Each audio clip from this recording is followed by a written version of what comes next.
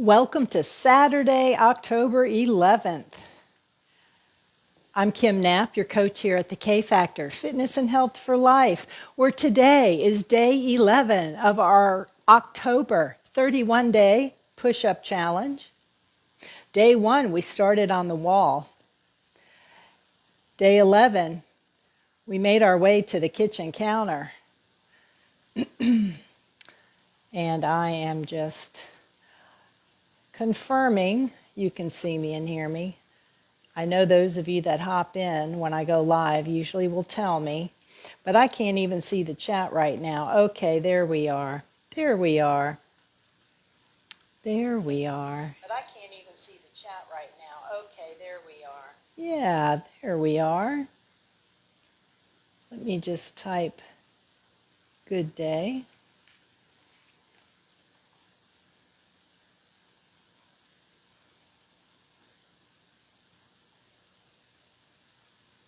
Or good morning. It's still morning.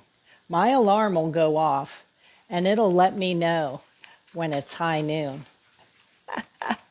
My alarm will go off and let me know when it's high noon. So yesterday I shared about the word push-up, how the word push-up wasn't even published till 1905. And before that, they called them floor dips. Floor dips. So yesterday we did our wall dips and we did our counter dips. We're going to be back at it today. Back at it again today. Rhonda's in the house. Margaret's here. Hi there, ladies.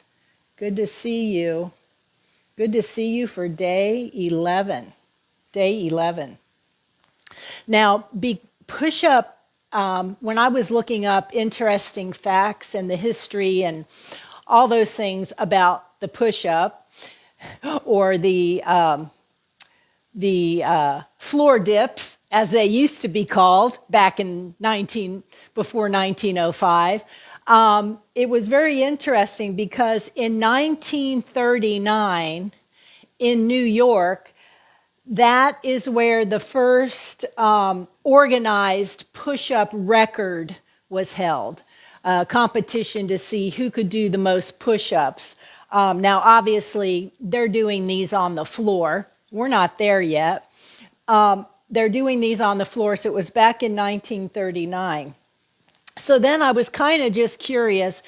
It's interesting with push-ups. A lot of people think of, how many can I do in a minute? How many can I do, in, an hour or whatever? There's different and there's variations of push-ups. I mean, it's all over the place. So I just wanted to know, in 24 hours, who holds a record for the most push-ups in 24 hours? And this guy from the USA, his name is Charles Severzio from the United States. He holds one, there's others, but he holds one of the most mind-blowing number of push-ups that somebody has done in 24 hours. 46,001. He did 46,000 and that one more rep push-ups in 24 hours. Can you imagine that? Hey, Betsy, good to see you here. If you're here watching with us, chime in on the chat and say hello. We'd love to hear from you. So today we're going to, again, do push-ups on the kitchen counter. We're going to start out heavy. So when we go to the kitchen counter, we feel a little bit more of our body weight. And then we're going to finish off on the wall. Remember, as I mentioned yesterday, you're going to do you. You're going to do the reps that work for you. And it's always good to kind of push yourself a little bit. And I think, Maria, did you just pop in on the chat? I think Maria did pop in on the chat. It's high noon because my alarm told me so. Yes, Maria's here. Hi, Maria. So again, you're going to do the reps. I'm going to do 7 on the kitchen counter, 5 on the wall. You remember the intensity. The further back away from you are from the wall, the heavier it is, right? You can have your feet together, or you can make a tripod. The tripod where your feet are further apart from each other makes it easier, right? You learned all the different ways to increase intensity, make it more difficult and challenging, or make it easier. You're going to do you. There's 3 tips here today I want to address. And I always talk about the breathing, but the breathing, your breath fuels your muscles. So your muscles need oxygen to contract and to perform. So when you hold your breath, your oxygen delivery drops. When you have poor form, your oxygen delivery drops. That's why when I always see people walking and they're hunched over and they're looking down and they're not upright, chest out, shoulders back, chin up, looking where they're going and breathing, their body's not getting enough oxygen. I always want to say, hey, stand up straight and tall. Anyway, that goes for all of our movement, you know, but especially when we're doing our push-ups, okay? So when your delivery is going to drop when you don't get enough oxygen. And what does that lead to? It leads to faster fatigue. You're going to get tired sooner. So there's just another reason why the breathing is just so important. So inhale on the way down. As you press away from the counter, as you press away from the wall, you are going to exhale. And you're going to find a rhythm, that steady rhythm. Your steady rhythm is going to help keep your muscles fueled and your energy steady, okay?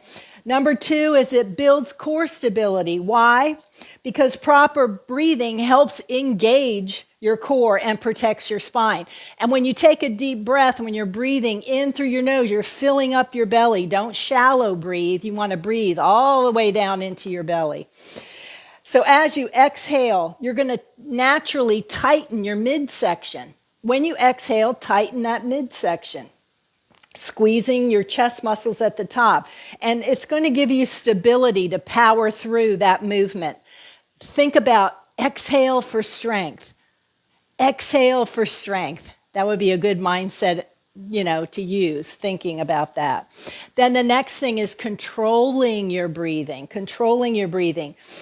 Because the breathing sets your rhythm. And that's why I love to exercise without my music, because I create my own music with my breathing, with my rhythm.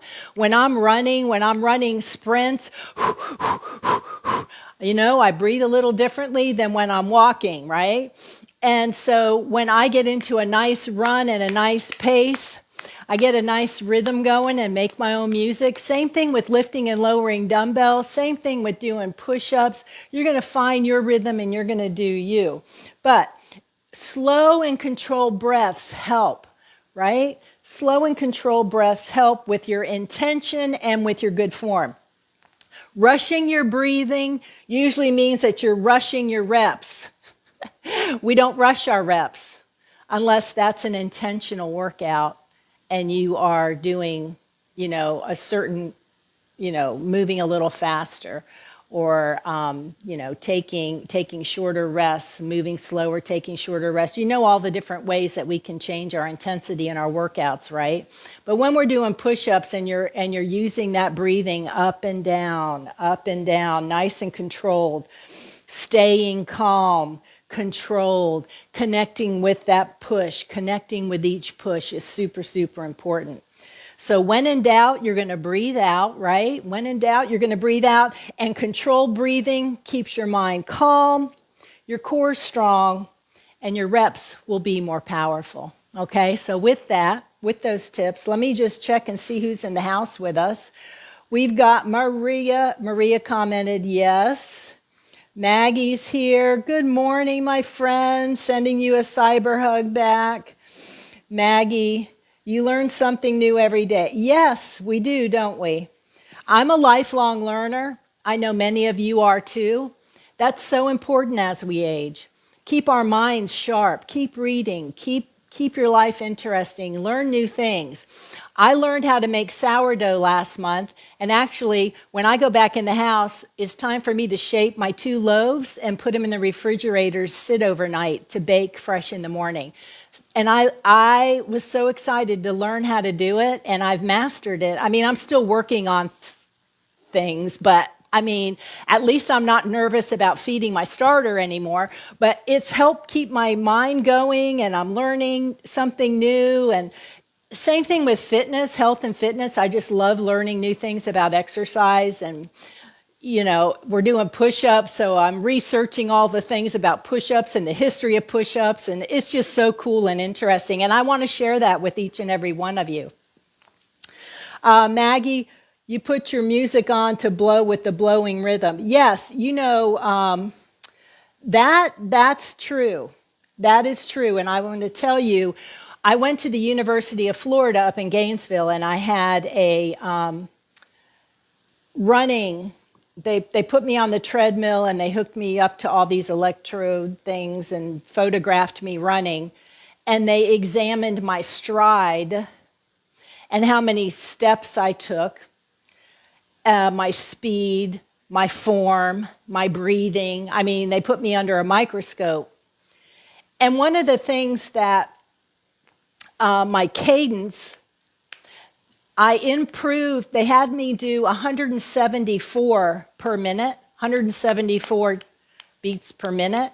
And when they put that beat on and I ran to that sound, I ran fast. Well, the treadmill that they had me on stayed at the same pace, but my footsteps, you know, were faster.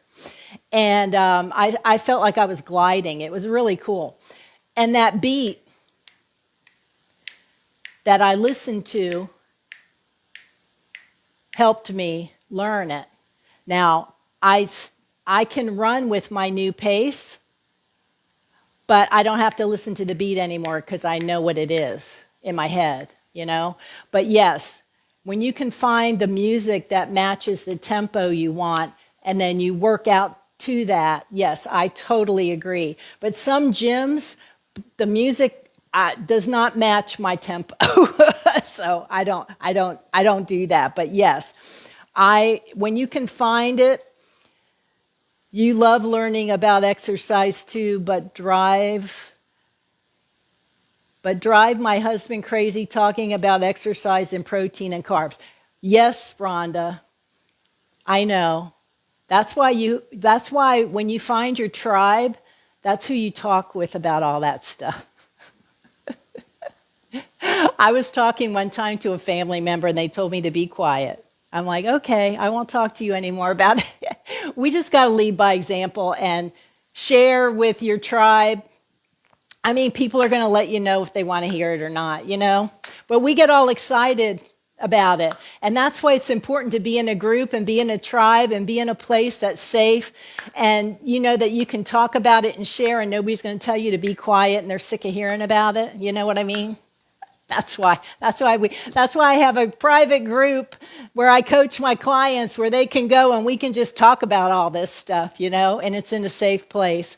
All right, let's get to work. We came here to do some push-ups. We're going to do 7 on the counter and 5 on the wall. We're going to take a 30-second rest in between. Okay, is everybody ready? Let's go.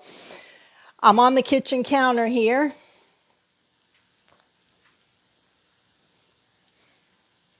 We're going to go for 7. 1, 2,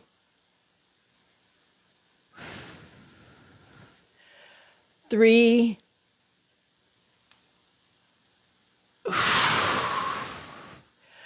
4,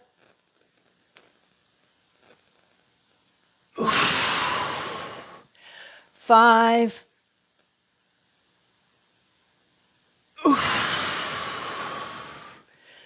6,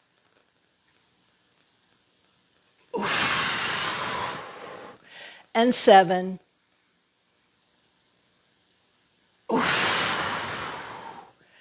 Good work. 30-second rest. Shake out those arms. 30-second rest. Felt good. Maggie, I know. Isn't it something how, when you're passionate about something, and especially for me, when I reached my goal weight after 8 months, and I was just so turned inside out with excitement. I wanted to shout it from the highest mountaintop, how healthy I felt, how strong I felt. I mean, it was just remarkable to me how I changed my body. And I just wanted to shout it out to everybody. Look what, you can do this. Believe me, if I could do it, you can do it. This is what, and I was so excited. And I just wanted to tell everybody, and not many wanted to hear me talk about that. I was so sad. I'm just being real here. I was sad. It made me sad. But I was in a group of like-minded people, and every day I posted my accountability in my group and shared my love for what I did. And I was very happy because I had a place to go do that. And nobody was telling me no. And nobody was telling me they didn't want to hear it. And it was great. But I lead in my personal life and my friends and family and everything. I just lead by example. I don't say anything. I just lead by example and live my life. But when I'm in my groups, when I'm here coaching, your tribe finds you. Your people find you. Doing what I love, my people find me, and it's so beautiful and it feels so good. The timer went off. Let's go. All right. We got to do our 5 on the wall. You ready? 5 on the wall. Here we go. And I'm going to stay close to, about 3 feet apart from the wall. I'm going to move slow with intention. My shoulders are back, chest out, shoulders back, chin up. 1, 2, 3. Make sure you got those abs tight. Ooh, good. 4. And we're going to do one more. And 5. Good work. Good work. And we're done for the day. Tomorrow is Sunday, day 12. I'll be here. Nobody wants to hear it in your house. I know. You're in that world, Maria. I know. I understand. I get it. I think all of us that are working on ourselves and our health and fitness and doing our best to make healthy nutrition choices and go to bed on time and drink our water and journal and get our dedicated exercise in every day, it does impact those around you, right? The demands that come at us from the outside world can be pretty powerful. And that's where I wrote about this several times, how to say no, how to learn to say no. It's very challenging and difficult. And I think also how to handle those situations and find your tribe where you can express all this and work on yourself and ask questions. And it's sort of like, the safe zone, so to speak. And then you just learn how to handle all the things that come at you in your day-to-day life, and manage it. And when you have a sounding board and someone to talk to, and I think that's where one of the things about coaching that I do enjoy is to help in that way, be a soundboard, be able to answer questions, be a support to someone, because you can't do it alone. It's been scientifically proven that people who try to turn their health around and they're by themselves, they don't have any support system, they usually are not successful. Highly successful transformers have a support group, have a strong foundation and a support group that lifts them up and helps them. And the group is all going in the same way. And somebody strays off the path, we go get them. Hey, come on over. We're going this way, you know? And it's with love. I think that's what's most important. It's with love and understanding, and we know. And so that's kind of where I come from. Yeah, day 11's in the book, Betsy. That's right. Lead by example and find your people. Yeah, that's the truth. I was talking to my team about that yesterday morning, you guys. And, you know, I shared with my team this exact same topic. I think that there's somebody, when you're going through a health and fitness and you're trying to learn and turn your health around, not like my coaching style isn't everybody's coaching style. I'm not a coach for everybody, but I'm a coach for somebody. And my coaching style may not be a fit for everybody. I'm not all things to all people, but my tribe will find me. I'm very passionate about that, and I believe in that wholeheartedly. And it makes me a better coach when I have clients that are coming to me and they really want it and they're going to show up and be consistent, because you know what? I show up for you every day. Show up for me. And let's get through this and do this together. So that's where I come from with my coaching. This went on a little too long, and you know, my sourdough's in the house waiting for me. I got to make get my dough flipped out on the counter and make my bowls and put them in the bowl so I can put them in the refrigerator so I can bake them in the morning. All right, everybody, have a beautiful day. I'll see you tomorrow. Sunday is going to be day 12 of our push-up challenge. Yes, we are strong. And I'll see you tomorrow. I'm Kim Knapp, your coach here at the K Factor, Fitness and Health for Life, where I help you get what you want. Have a great day, everybody. See you tomorrow. Bye.